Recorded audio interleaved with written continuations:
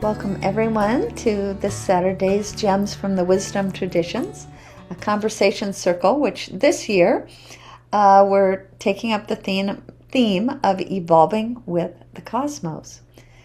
Our theme for this exact week, one of the avenues, I think, for this self-evolution along with the cosmos is praise. To actually use praise, I think helps us progress along those lines.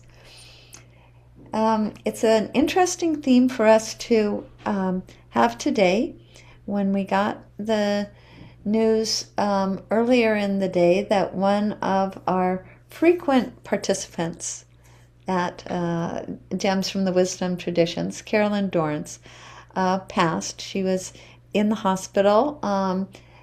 I think she had a very tired old body that she was probably pretty relieved to be able to put down. For those of us who have known and loved her, our family has known her for at least 40 years. We're really going to miss her a lot. She was quite an amazing champion. This is the word that has been coming to my mind about Carolyn. She was a champion. There was nothing namby-pamby about Carolyn Dorrance. She was a strong woman. Watch out. And even though she is somebody who went to an Ivy League college, came out with her PhD, so she's actually Dr. Carolyn Dorrance, and she worked as a professor for decades.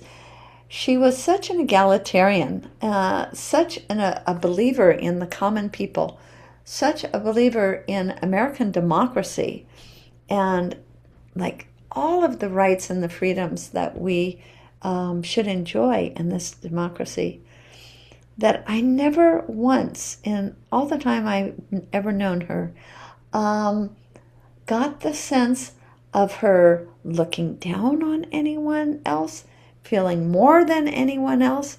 She was always lifting people up. She was a tremendously hard worker. After the co-founders of the Institute of World Culture in Santa Barbara, which in some ways has served as a model for me in creating Still and Moving Center because it's devoted to lifelong learning. After the co-founders stepped down from being in a president position at the Institute of World Culture, Carolyn stepped in and took up that role, which I think she carried for about three and a half decades. Yeah. So really the guiding force, all the programming that was put out during her tenure there, just, somebody who was very devoted to this idea of being a world culture and all those ideas of unity, interconnectedness, interdependence. These were something that she really worked hard to promote. She was a tremendous scholar, and in addition to teaching women's history and also philosophy, different social studies courses, she also taught history courses, and she was really quite somebody who deeply, deeply understood American history and the role of us as citizens within a democracy. What kinds of responsibilities it's really dependent upon us to rise up to be able to be part of a democracy that is choosing its way forward as a group.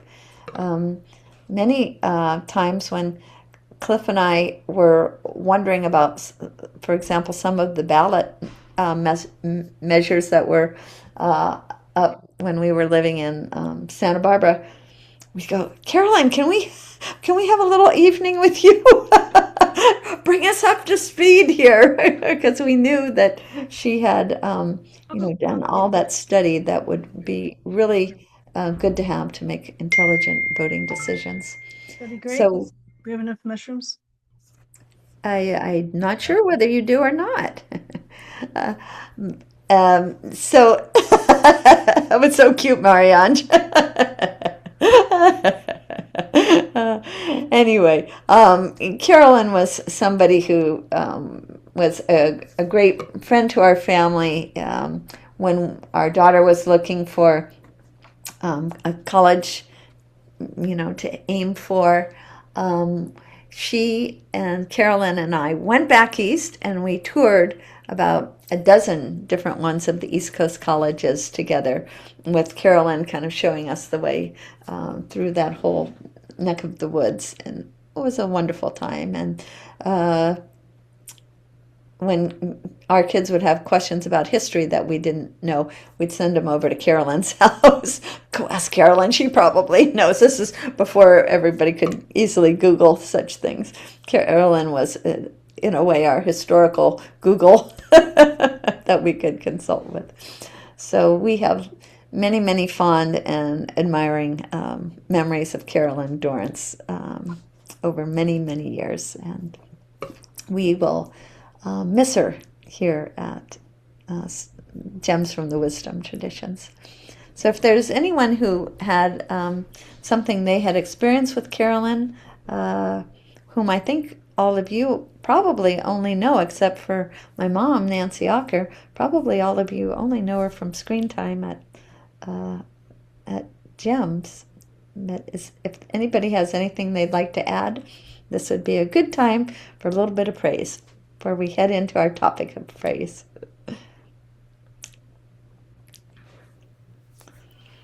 Yeah, Diana. Well, I always found her very insightful and she really seemed to ask questions that went to the heart of the matter.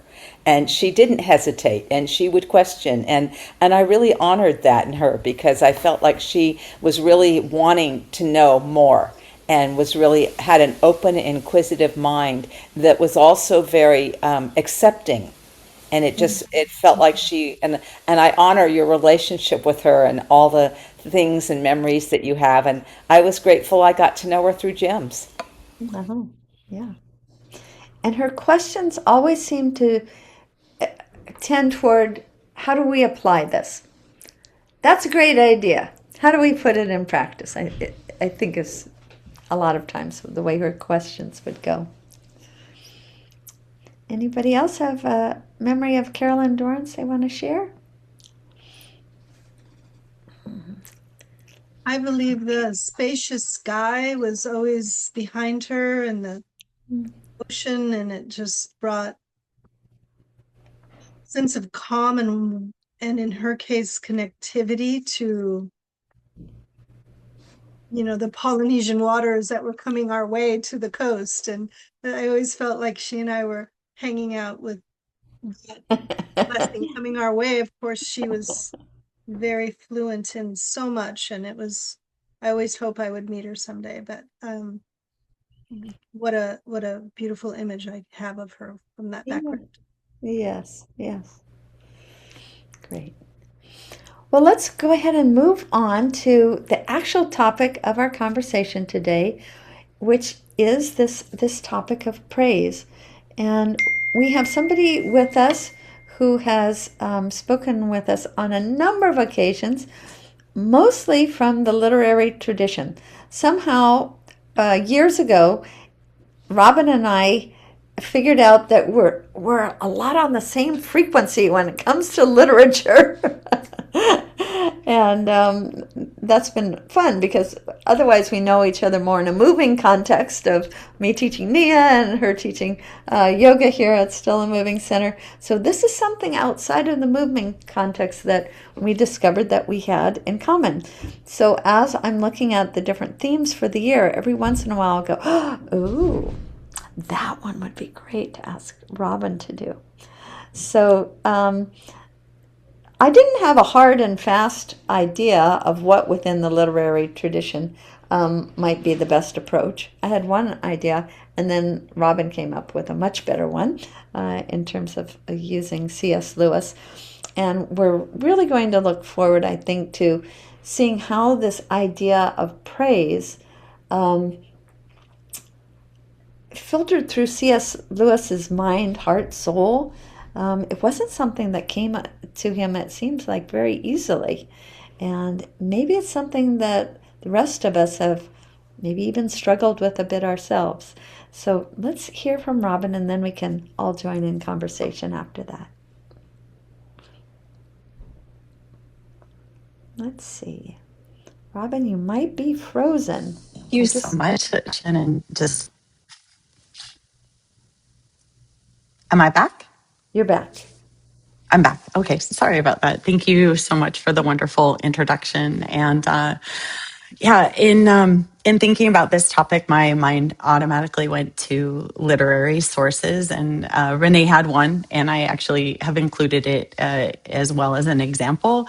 And then one of my very favorite authors, C.S. Lewis, has not only probably his most maybe famous for fiction, but his writings and ruminations on life and religious as well as just everyday capacity is quite a body of work. So I was interested to know that. In fact, I don't know if you ever want to pick it up.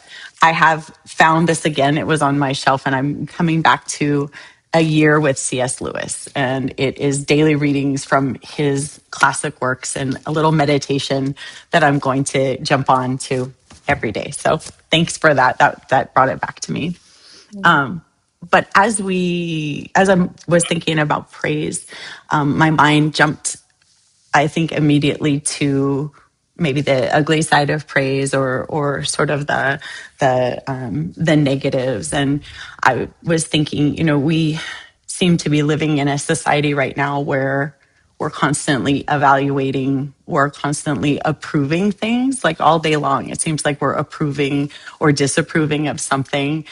And that just made me start to think, like, how much of our praise now is out of obligation, or how much of it has grown transactional. And then to the point, is it even praise anymore if we're coming to that? And so I think that got me thinking what I don't think praise is, or got me thinking what praise isn't. And for me, I'm thinking, we're not going to talk too much about these things, but to get it out of the way, likes are not praise, branding isn't praise, flattery isn't praise. This kind of emotion driven attention that a lot of people are getting really isn't praise, in my opinion. Algorithmic success isn't really praise either.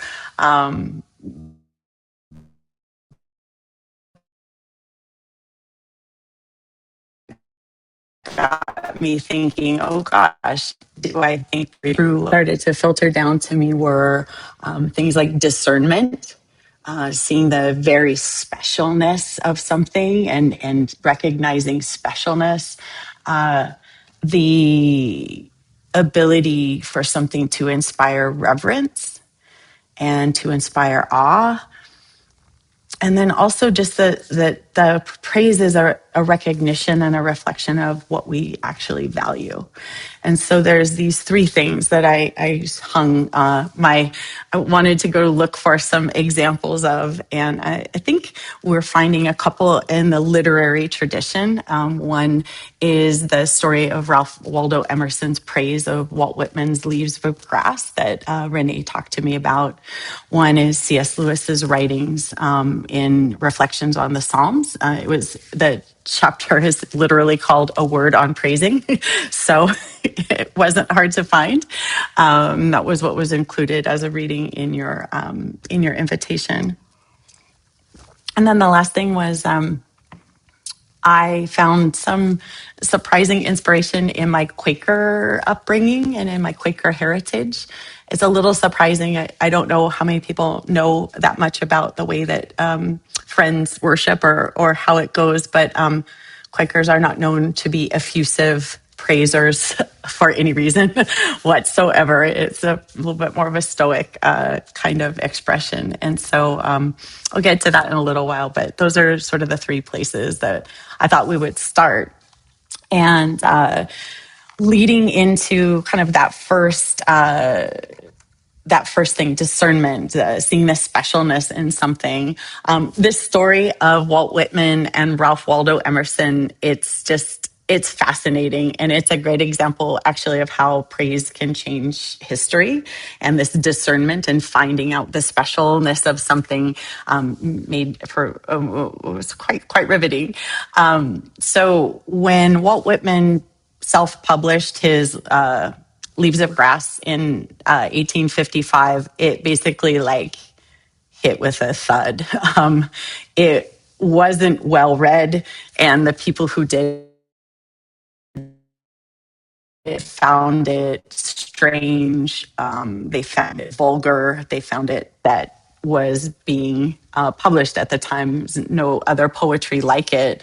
And Walt Whitman himself was largely unknown. He was this obscure Brooklyn journalist just doing experimental poetry and self-publishing in his own time.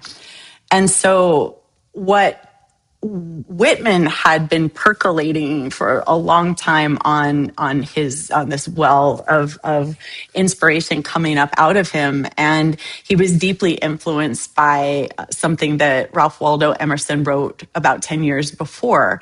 It was an essay called "The Poet," and it called for this new kind of person to step forward and express themselves through poetry, not like the kind of stuffy or formal European tradition, but something like very American, something that was spiritual but celebrated the ordinary, something that elevated nature, something that championed direct experience, highlighted individuality, kind of all the things that make us distinctly American, maybe, and just a little more maybe sensual. And when Whitman read The Poet, he said, I was simmering inside, and Emerson brought me to a boil. And so he started to write. And then after publishing Leaves of Grass didn't go well, Whitman emailed Emerson, he mailed Emerson a copy. This was well before email. And in the summer of 1855, Emerson replied with a very iconic endorsement, like the most famous one in history. He said, I find it the most extraordinary piece of wit and wisdom that America has yet contributed. Ooh, that's high praise. And then even more famously, he said, I greet you at the beginning of a great career. And so that was an enormous thing. I mean, Emerson was arguably the leading intellectual and literary figure in America at the time. His praise legitimized Whitman almost overnight, and then people started paying attention. He was still controversial. People still felt that his way and his style was very strange, and it took some getting used to. But and then Whitman, I think, understanding the value of that endorsement, he was just kind of shamelessly promoted it. He printed Emerson's praise in subsequent editions. It would be like the celebrity endorsement of someone today, going like everywhere online. So pretty cool. But I mean, imagine just what it would mean to hear from like the most respected literary voice in America, to have that happen. And Walt Whitman went on to then influenced generations upon generations upon generations of not only poets, but just cultural norms of America, and changed the way that poets write free verse. It just was a ripple effect. And so I think back to that idea of discernment and specialness. Sometimes the praise is less about like complimenting someone and more about recognizing something new, something emerging, something that the world hasn't seen before. And so praise maybe is one of the ways that humans participate in creation and cultivation of human potential. So that's something that this first story, that's where it stuck with me, that praise is one of the ways that we participate in creation and cultivation of our own potential. So something to noodle on as we move forward.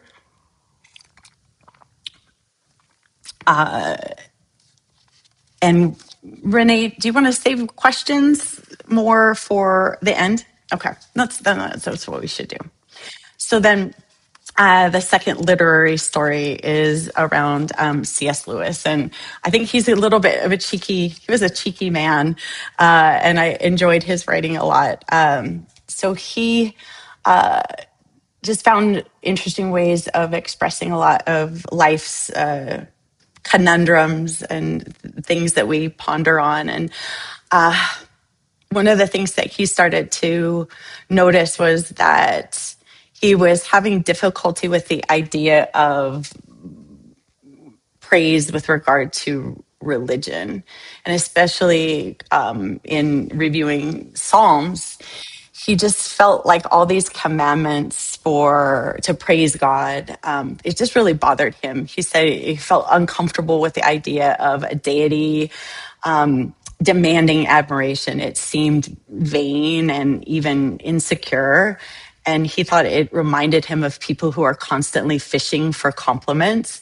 And maybe we know people like that. And those people maybe are egotistical. And so that started to make C.S. Lewis feel pretty bad about the way that he was viewing his Lord, as viewing God. But then he started to notice that even in ordinary human behavior, people are praising all kinds of things all the time. And it was mostly about what people spontaneously enjoyed. It was the things that just bubbled up out of them. They praised food and music and books and weather and landscapes and all kinds of things. And nobody was forcing them to do it. And so he started to realize that maybe like the praise for the Lord wasn't merely like communicating this kind of adoration and this kind of obligation and this kind of transactional thing, but that it was expressing delight, it was expressing enjoyment, and that maybe the praise itself, the expression of the praise, was part of the enjoyment of the thing. And so delight naturally spilling out into the expression of praise was sort of the way to close the circle of enjoyment. And so that's kind of an interesting one. And he said that like the world and humans, just like the world rings out with praise for so many different things. And so, if God is truly the source of goodness and beauty and truth and delight, then praising God would not diminish or make us have to fall in line, but it would complete it. And so the very famous quote that I took away from this, I think that we delight to praise what we enjoy, because the praise not merely expresses but completes the enjoyment. It is the appointed consummation. And so that made me really happy to read. And so the way that I thought about how it connected back to my ideas about praise is a response to overflowing joy, to reverence, to awe, to this genuine encounter, and it completes the process of enjoyment. It helps us make sense of those feelings that well up inside of us, those feelings that we just can't quite contain. And so that's the second idea about kind of what true praise might come to. And then the last thing I wanted to talk about was with my Quaker heritage and upbringing. My grandfather was he was a very important figure in my life. I spent a lot of my time with him. My parents were divorced pretty early, and so I spent a lot of time with my grandparents. And he was a Quaker minister. He was a professor of philosophy. He was very much of a Renaissance guy before that was something that we valued. And he was also a poet. And I think that even though he was a Quaker, he appreciated the sensuality and the specificity and the ordinariness of Walt Whitman a lot. And we had many conversations about that. And he loved C.S. Lewis too. So kind of comes full circle. But growing up in a Quaker tradition, going to church and being in the service was strange because we would hear a sermon and then we would be quiet and we would be sitting and waiting for someone to be moved to speak or for no one to be moved to speak, for the information and the connection to our understanding of the Lord to wash over us and we would share or not. Sometimes people would be moved to sing or to play an instrument, and that was wonderful. But when they finished, there wasn't any applause. And so people just settled back into their silence and attention and deep attention were parts of the way that Quakers worshipped. And so strange to find this inspiration of praise in people who are not demonstrably effusive, I guess I would say. And so it got me thinking that there's sort of this internal resonance or this authentic knowing that happens when we find a specialness or we are moved by something. Quakers talk about an inner light, and that's something we all have. I know it's not the only religion that feels that way, but Quakers talk about everyone having an inner light and being able to see it in others and being able to show it in yourself. And so I started thinking, it was like, in order to see that inner light and in order to feel that resonance, in order to know that that's something to pay attention to, we actually have to pay attention to it. And this idea of silence and listening and witnessing and just being quiet is a form of praise. So who and what we choose to pay attention to and who and what we choose to tune out becomes sacred in a way, right? That's a different kind of thing, especially in a modern society where our attention is being pulled in many different directions and we're so distracted. And so I think that genuine praise requires presence, and you can't truly praise something that you haven't deeply noticed. And maybe, this distraction and erosion of sustained attention really is going to, lead to a decrease in the recognition of specialness. It's going to decrease in our ability to experience reverence and awe. And we have to be really careful about that one. And so my last thing to leave you with about that kind of third thing, it felt like praise is a deep noticing and an expression of internal resonance. Praise is a gift of our sacred attention, and it confirms what we value. Yeah. Would you And so repeat just, that, please? Could you repeat that? I really can. Yeah, sometimes when I say, I just get a little emotional. So maybe this made me a little emotional. So I'll try not to get all teary. But yeah. So what I kind of consolidated it down to was praise is a deep noticing and an expression of internal resonance. Praise is a gift of our sacred attention, and it confirms what we value. Thank you. Yeah. And so then, we can open up a bit of discussion. I can talk a little bit more about sort of those other two things that I felt like connotated true praise, but maybe we can discuss a little bit about what came up for you as some of those examples were being talked about, and then maybe we can talk about like what deserves more praise in our culture. What there's so many avenues to go with it. So, Renee, do you want to open it up, or do you want me to ask some questions? It's totally up to you. Oh, you're on mute. Uh, we can just open it up to the group to see what kind of questions or comments, personal experiences people want to share.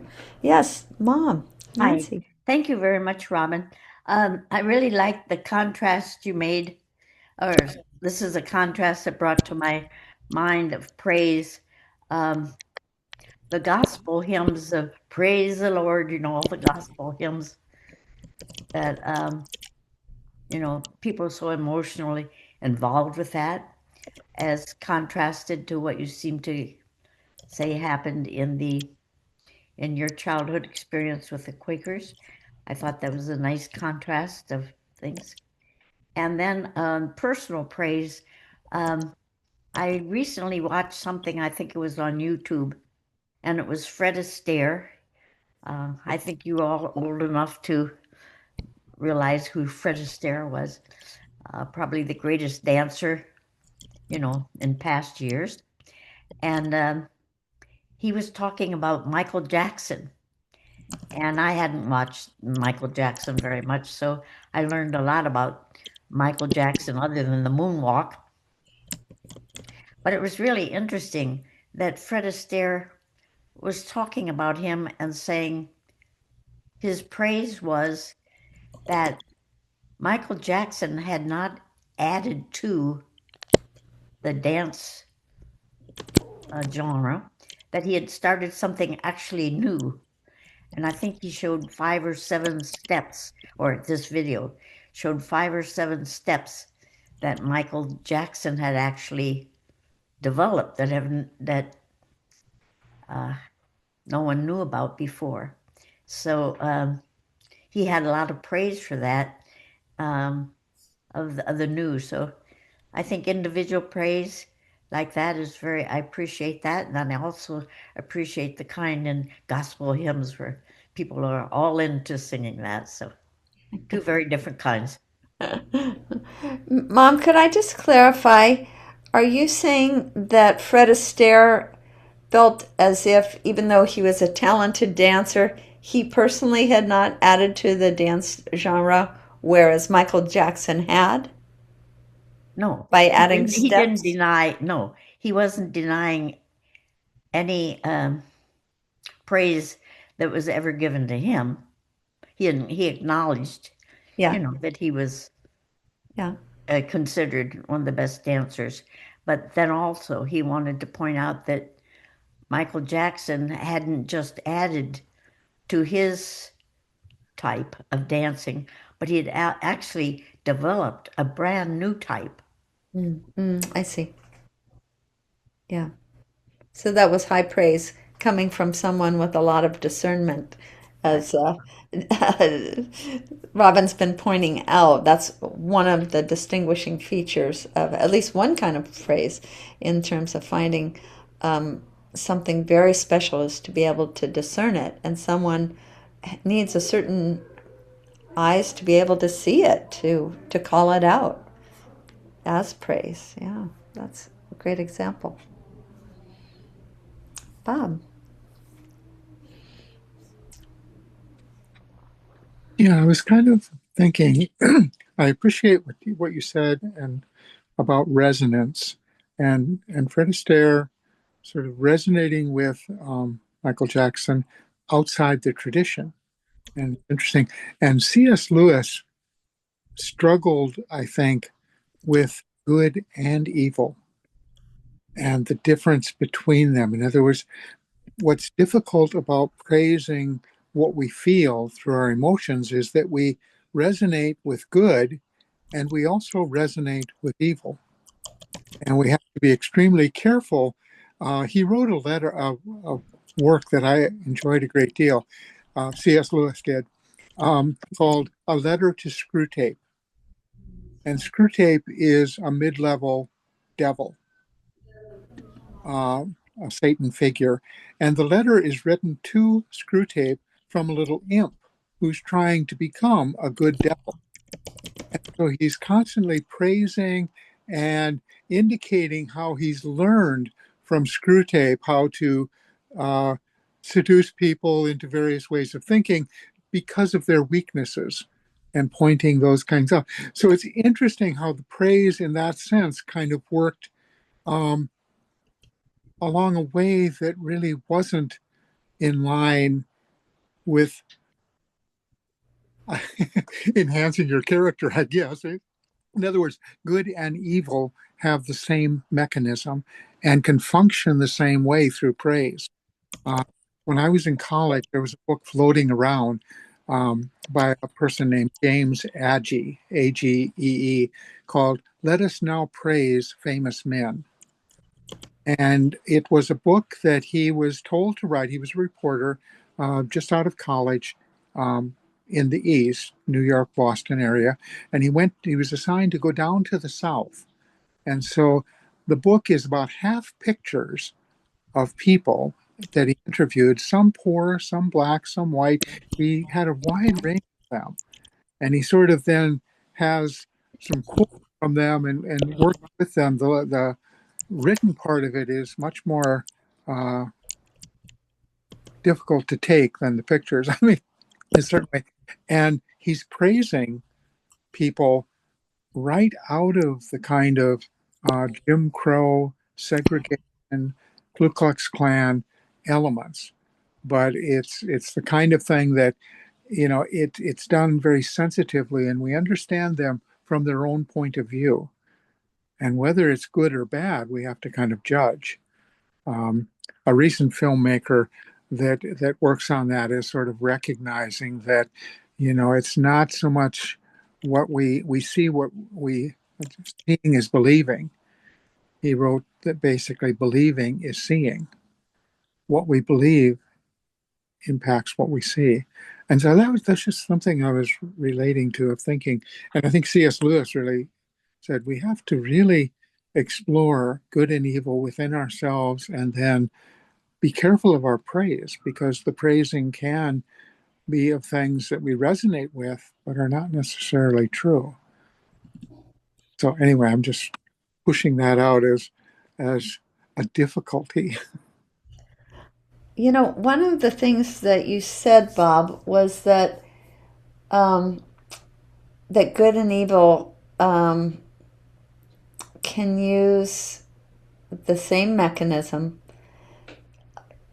I think you even said something like can have the same experience but use it in a different way. Something like that. And it seems to me that something to be true praise um, would be something, the experience of it would be very genuine. And true praise is going to entail a certain sense of awe, a certain sense of recognition, discernment, as Robin was saying. And it's not just a cognitive thing, there's an experience that goes with it for it to be genuine, of delight. Like you just almost catch your breath when you see something that you can't help but praise. Whereas if we are doing it from a very cognitive way and it's very transactional, which I think is another phrase that Robin used, I think it's an entirely different internal experience. We may use the same external words, as you mentioned, Bob, the same mechanisms, and yet it's not coming from the same sense of, overwhelming awe or emotional um, ecstasy, maybe even in the experience. It's going to have a different ring to it. I imagine it'll have a Well, different I think effect. that's right. And I think that's what the Greeks were getting at when they're saying we should seek the true, the good, and the beautiful.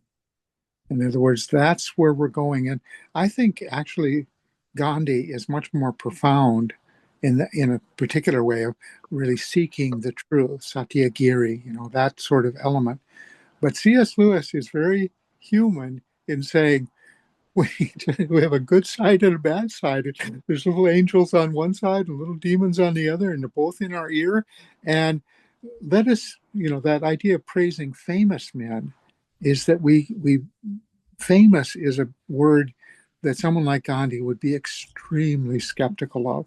It's the opposite of what you're saying is an awe, but an awe for the right reason. I mean, C.S. Lewis is really saying we can get sucked into people who um, are famous and renowned for something, and like Screwtape, be an ideal that we're striving for that isn't good.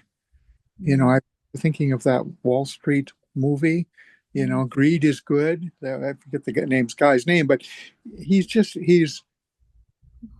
a seductive figure for someone who wants to get ahead, wants money, wants greed, and something's going to have to sort of turn you, as it did for Gandhi, away from the greed and towards almost poverty that is honest, that's sincere, that you know, and C.S. Lewis is saying, boy, those the resonance feels very similar.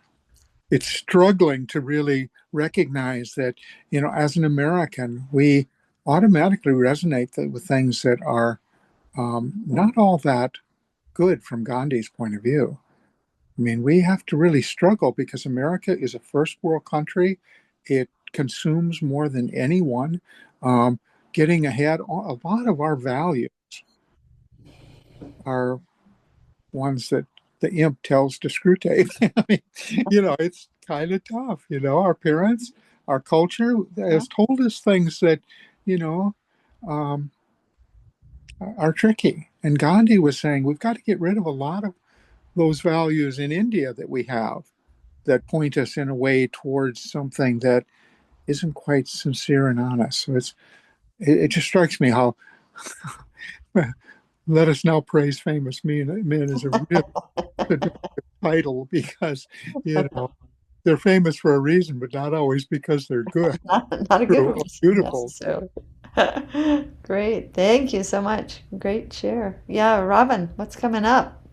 I really enjoy all of your takes on things, and it's so true. So the things that started to come up is like, yeah, in if we all have an inner light, uh, are we all not worthy of praise?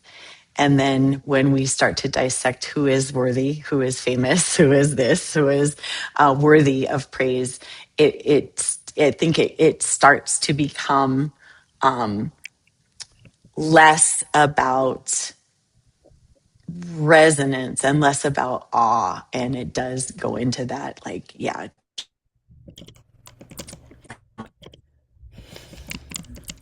I think part of what I heard Bob say, though, was it is possible, For and me I may have misunderstood. and so human nature to be attracted to famous people, to be attracted to people who are successful in a conventional sense of the word. And maybe we just have to look at our, is that in congruence with our inner light? Is it incongruence? Are we seeing things from the inside and interiority instead of from the outside? I love it. I am very intrigued by what you said, and it's got me lots of down lots of ways. Thanks. Diana. What's coming up for me is the connection between praise and gratitude, because for me it feels when I'm praising something, I have a great gratitude for it or thankfulness for it. And I really like, and I want to read these again because I took notes on what you said, that discernment of something specialness in someone. We participate in the creation and cultivation of human potential. And when we see and witness someone that has something, and we can even just say, you've got the light inside of you, or I see your light, or, it's like, it's really, for me, it's a gratitude to be able to see that. It's a gift. And the second one is inspire reverence and awe, that we praised in response to overflowing joy and awe, and praise helps us express and complete enjoyment. For me, when I feel that awe, it's thanking God and really feeling the deep gratitude. And that's where praise for me comes from, in that, because I'm just so grateful to have experienced that. And the third one that you said was reflection of what we value. We praise is a deep noticing and an expression of internal resonance. Praise is a gift of our sacred attention and confirms what we value. And I think all of those go together. And when we feel that inside, for me, praise comes again from a place of gratitude and really appreciation for what I'm seeing, and sometimes just thanking someone for bringing, being nice at the checkout stand. It's not transactional. It's just really seeing somebody and putting my attention on them and acknowledging something good in them that has helped me or that I can see. And I think that's really important in our day and age, because I think we're so prone to judgment and to bashing and anger and fear, and to really acknowledge what we see in another person, or when they do something right, is really helps create that cultivation of our human potential even more. So that's what I was thinking about. Great reflections. Mom. Um, I've been a little bit mixed up lately. I don't recognize AI produced things at all. And twice I have watched musical or dance performances that I just thought were tremendous. And then I found out they were produced in the AI. Those weren't real dancers. Those weren't real performers. And so where does my praise go in that? Am I praising the people who created the AI or something? It's kind of confusing. Don't you think it points to the experience itself? Like, it was a very authentic experience of yours to be in awe of this beautiful dancing. And then find out those weren't even people. Those are just AI produced people. Well, yeah, I mean, I imagine sometimes we can, and this might point to what Bob was talking about, you know, this good and evil thing. We might start by praising somebody that we feel seems as if they're so together, or they're so powerful in what they do, and they're so decisive, and then we find out they're crooks, and then we have to readjust. There was something authentic in our praise of them, and maybe there's a good side of, some of those character traits, but they're not using it right? So praise seems to well up from the inside, and when it is also used with the discernment that Robin's talking about, it's it's even more valuable praise. Like the fact that Ralph Waldo Emerson was such a master of the literary arts. When he gave praise to Thoreau's or Walt Whitman's Leaves of Grass, which was so unusual to so many people, they trusted his discernment, and he saw through some of the rougher, more sensual exterior of those written words, to something much more deep and creative that was opening up in front of um, and the world's eyes, really. And so it probably that praise and discernment need to go together. It sounds like this is what I'm kind of getting from our conversation so far. I Well, and see. it's interesting that Emerson did that with Whitman, and he seemed to get it right. But he looked at Thoreau, and he just didn't understand the guy at all. Walking in the woods just seemed kind of crazy to him. And Emerson loved nature, but he loved it theoretically. He didn't necessarily love nature in the wet, sticky, noisy way that it is out in the wild. And so there again, it's a very tricky kind of thing. And I think the thing that let us now praise famous men, the thing that got stuck on it was in America, we have a racist history. And that racist history is there in our religion, it's there in our families, it's north, it's south. And it's almost like I am most attracted to people like Lincoln who are humble. And I think uh, Gandhi as well says, I made a lot of mistakes. I struggle with understanding certain things too. If there'd been one thing as powerful as sex, then one more thing, I probably wouldn't have made it. I mean, I just barely got through that one at one point in his autobiography. That to me is kind of open to saying, a lot is wrong around us, and how do we kind of get through it? And I think he thought he was getting through it, seeking the truth and working his relationships out and as best he could. Yeah, yeah. Let's see. I think we have Tiffany behind the events screen, and then David. Tiffany, is your hand up? David, I'm going to call on you. And you can unmute if you would. Very well. I can lower my hand. Hey, everybody. I came in a little late, so I missed some things.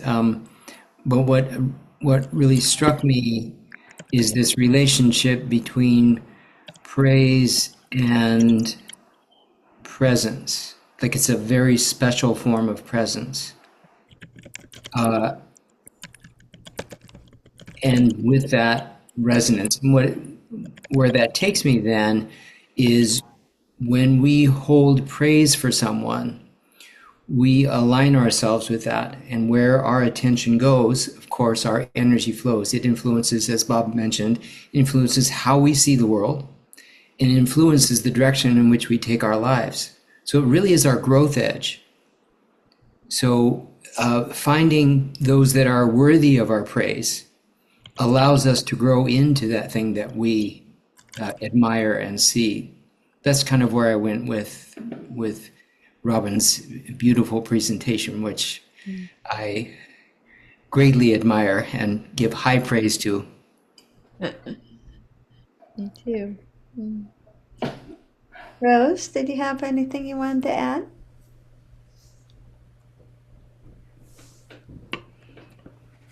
Yeah, well, this has been just a wonderful and thought-provoking session.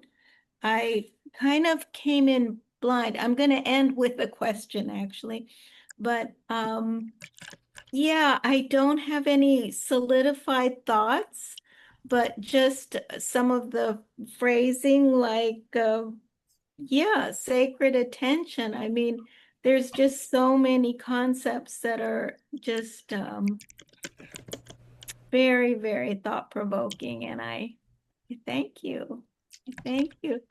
Um, the question I wanted to end with was I came into the session pretty blind.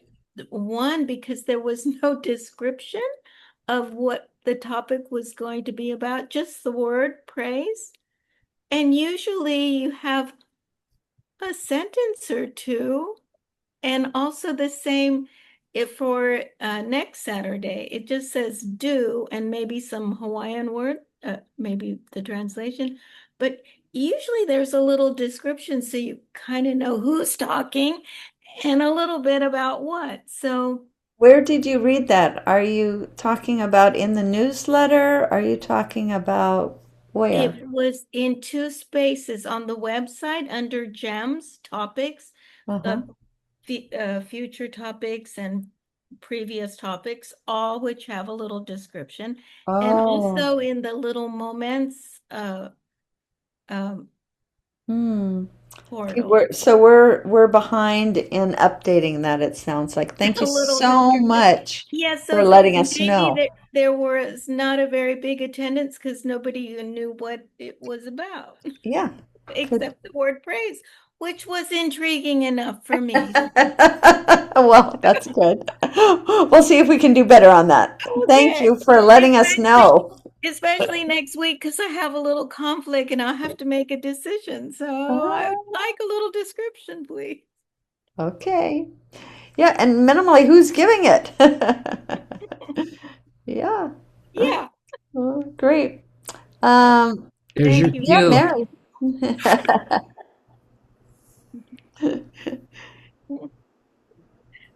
Mary? All I got. Yeah.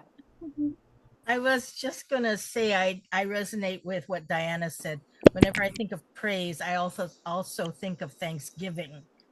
And then I was also remembering how many times we've had hula students who are very shy about getting up and performing. And when they do, and we say, "Oh, good job," even if, they might have missed a step or they're unsure, it just bolsters their self-confidence. But it's a discernment thing because praise can be overblown. People can take it the wrong way. And then the other thing was humility, like Bob said. Amen. Yeah. If people don't feel as if the praise coming towards them is authentic or that they deserve it, if you haven't proven to them why you are giving them this praise as actually being something that connects to something that they were able to feel proud of. For example, they might be all, embarrassed about missing a step, but you're praising them because look, you got up in front of all these people and you still performed. If you're able to give them praise that they feel is truly authentic, that they can feel a sense of pride or satisfaction over, then I think that's effective praise. Um, but if it's just a pass off, oh, good job, yeah, great, that's worse almost sometimes than nothing, I think. Sometimes praise can be, faint praise can be damning, they say. You know. We are, Diana's giving us praise of Robin for a wonderful, wonderful demonstration, presentation. And I think we all really can attune to that. We took a little bit of time at the beginning to be in praise of our friend and fellow participant for a long time here at Gems from the Wisdom Traditions, Carolyn Dorrance, who passed today. So what I'd like to do, I think we kind of ran out of the time I would like to do of everybody giving their takeaway. So I wonder if you would mind putting into the chat your takeaway from today's session. And then I'll see who would like to give us a word of thanks to Robin.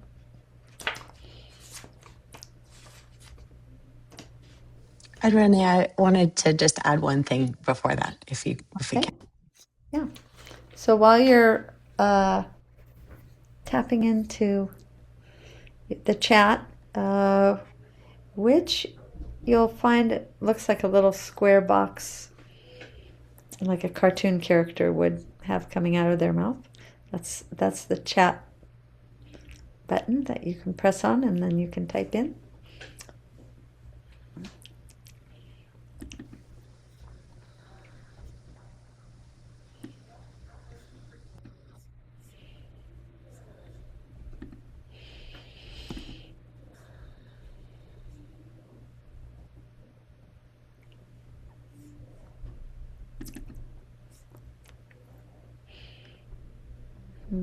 Yeah.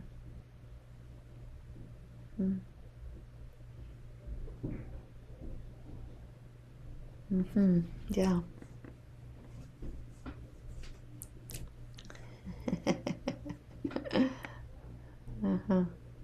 Great.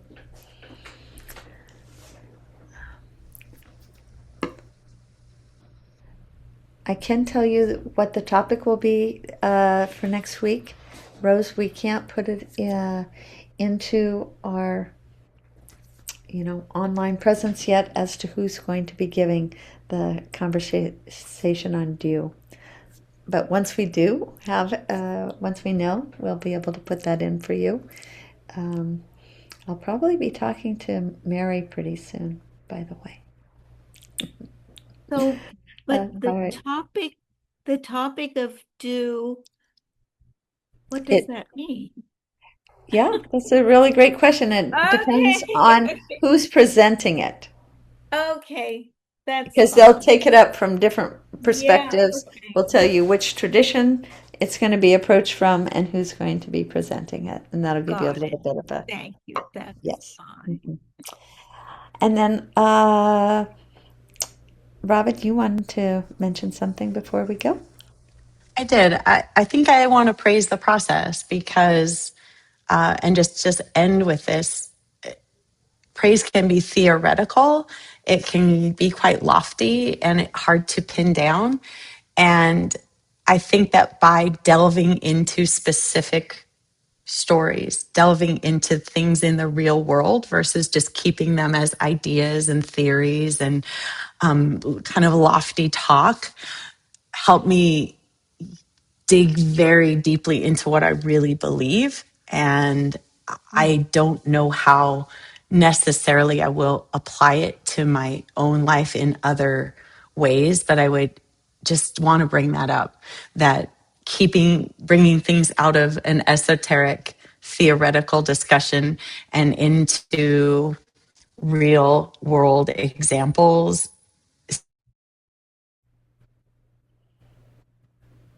for me. So yeah, Yeah. thank you for the opportunity to do that, because I thought more about this topic and came to conclusions that I didn't know I was going to come to. So it's very exciting.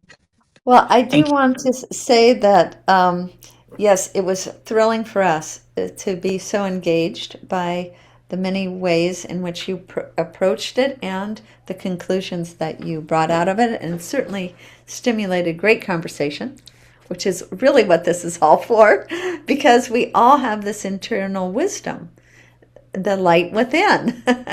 And so gems is a matter of us being able to better access that internal wisdom of our own.